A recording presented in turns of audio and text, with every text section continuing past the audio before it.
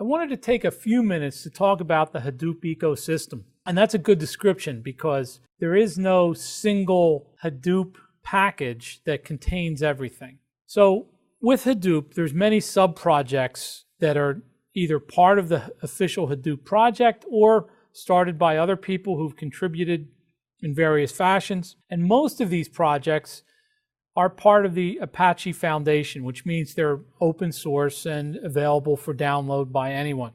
There are other projects that have nothing to do with Apache that are also open that you can find on the internet and offer various additional features and capabilities to Hadoop depending upon your needs or what your application area is. There is also a lot of commercial products for Hadoop, not Hadoop itself, and optimizations done with Hadoop that are available from companies that charge money for offering better implementations and better capabilities that aren't necessarily available in Hadoop itself, the freely available Hadoop.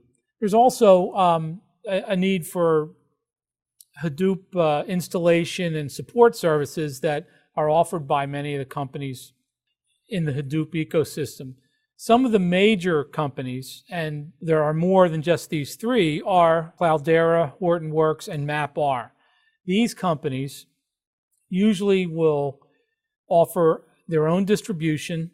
Sometimes they've modified it or added some proprietary pieces, put their spin on it, and they'll offer service and support around their software. And I should mention that Hortonworks is the one company that has pledged that their software will be totally open and based on the Apache Foundation releases. So again, there's plenty of other areas to look, but these are some of the major companies that are involved in the Hadoop ecosystem. And many of the original Hadoop writers and designers are involved in these companies. So you'll see their names mentioned quite a bit in the literature and development blogs and so forth.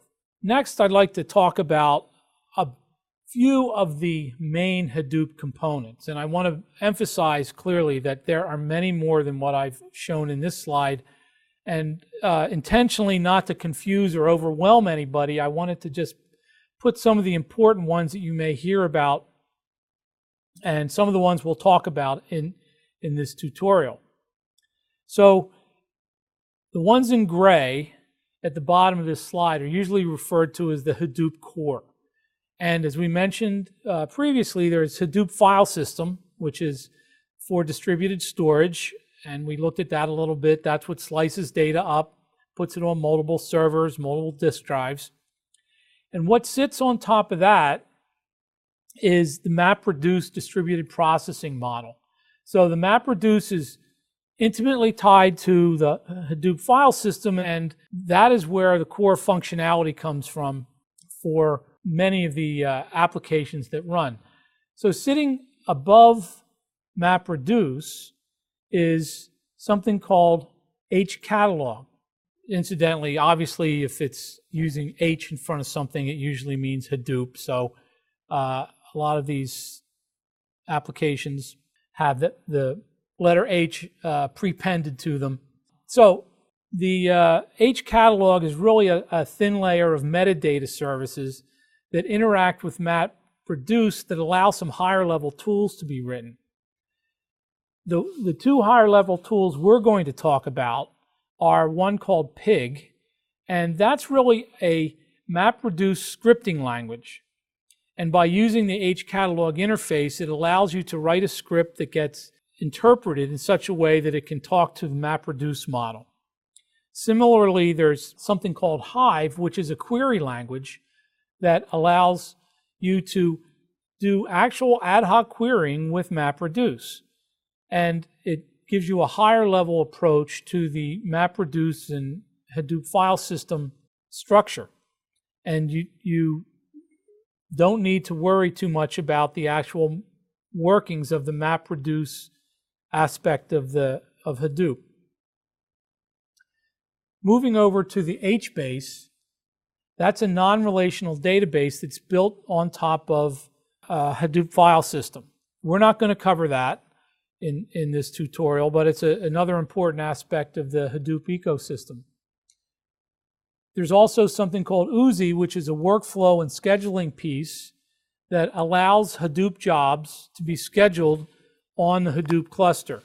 Now, if it's just you and your cluster, you don't have much of an issue with scheduling. However, most Hadoop clusters have many users and many different people running jobs at the same time, and tools to manage that from a system administration perspective are very important.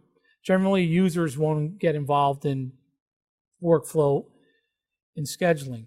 And then because there's lots and lots of different aspects to a Hadoop ecosystem and components, there's some packages called Ambrari and Zookeeper that are management and monitoring for Hadoop clusters. So there's many aspects of operating Hadoop ecosystem in terms of monitoring how well things are working, installation, packages, and so forth that are managed by these components. So this just gives you a very brief introduction to some of the components. This diagram can get a lot bigger. And we're going to work pretty much up from Hadoop file system to MapReduce to Pig and then Hive in this tutorial. And then we're also going to talk about managing a lot of this stuff at a very basic level with some of the tools included in the Hadoop core. So with that, we'll move on to our next lesson.